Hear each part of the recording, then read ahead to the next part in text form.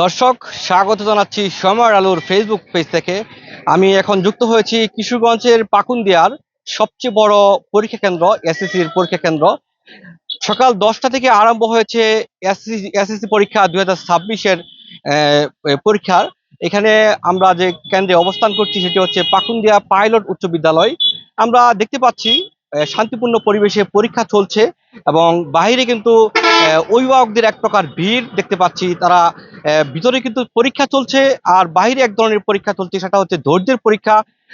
অভিভাবকরা দোয়া করছেন এবং তীব্র গরমের মাঝেও তারা অবস্থান করে ধৈর্যের পরীক্ষা দিচ্ছেন, এটা আমরা দেখছিলাম। আমরা চেষ্টা করব কয়েকজনের মতামত জানার জন্য এবং এই পরীক্ষা যখন শেষ হবে তখনও জানার চেষ্টা করব তাদের কাছ থেকে পরীক্ষা কেমন হয়েছে এবং সার্বিক পরিস্থিতি জানার চেষ্টা করব। আমরা এখন থেকে যদি যুক্ত হই, কয়েকজন অভিভাবকের কাছ থেকে যুক্ত হই তাদের পরীক্ষা ব্যবস্থা কেমন হয়েছে। আপনি তো অভিভাবক নাকি? আচ্ছা, আমরা কয়েকজনকে জানার চেষ্টা করি আমরা। আচ্ছা, এখানে আপনার পরীক্ষার্থী আছে। আচ্ছা, আপনার এই সম্পর্কে, আপনার এখানে পরীক্ষা দিতে আসছেন যে, এখন এই সম্পর্কে একটু বলবেন। আচ্ছা আচ্ছা আচ্ছা, আমি আরেকজন পেয়েছি, আরেকজনের সাথে কথা বলার চেষ্টা করব। উনি একজন অভিভাবক, ওনার সম্পর্কে বলবেন। আমার দুইজন মেয়ে, জমজ মেয়ে পরীক্ষা এসএসসি পরীক্ষা দিতেছে। চাইছি নিছি বাড়ি পাটোয়াঙ্গা সাটিয়া দি প্রাথমিক দরগা স্কুল।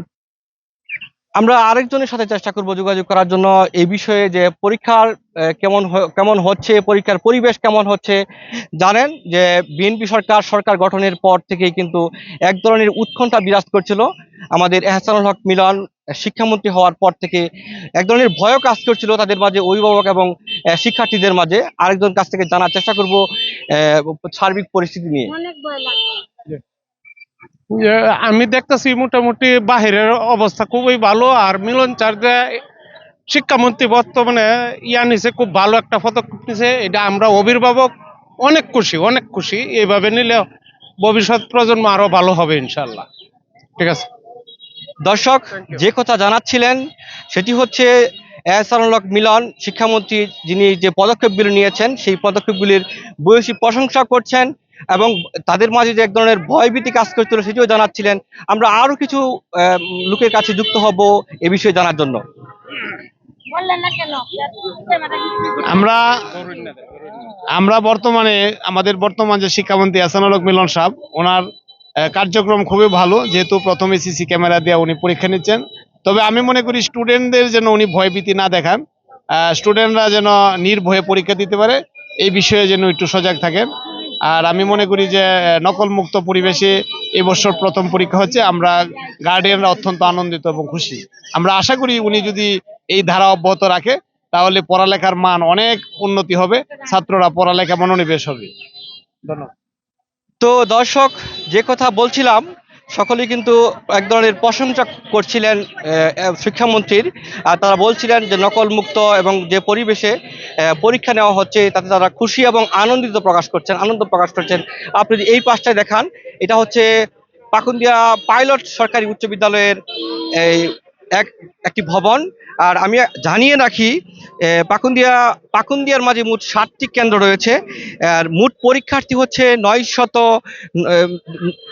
মোট পরীক্ষার্থীর মাঝে মাধ্যমিক বিদ্যালয়ের পরীক্ষার্থীর সংখ্যা রয়েছে 2009 জন এবং কারিগরি শিক্ষা বোর্ড থেকে 333 জন অংশগ্রহণ করছেন এবং মাদ্রাসা বোর্ড থেকে অংশগ্রহণ করছেন 863 জন। আর আমি এই কেন্দ্রের কথা যদি বলতে চাই তাহলে বলতে হবে আজকে বাংলা প্রথম পত্র পরীক্ষা অনুষ্ঠিত হচ্ছে। সেই পরীক্ষার মাঝে অংশগ্রহণ করছেন 1146 জন। তার মাঝে মোট পরীক্ষার্থীর মাঝে মেয়ে পরীক্ষার্থীর সংখ্যায় বেশি, মেয়ে রয়েছেন 768 জন এবং ছেলে 378 জন। এই হচ্ছে সর্বশেষ অবস্থা।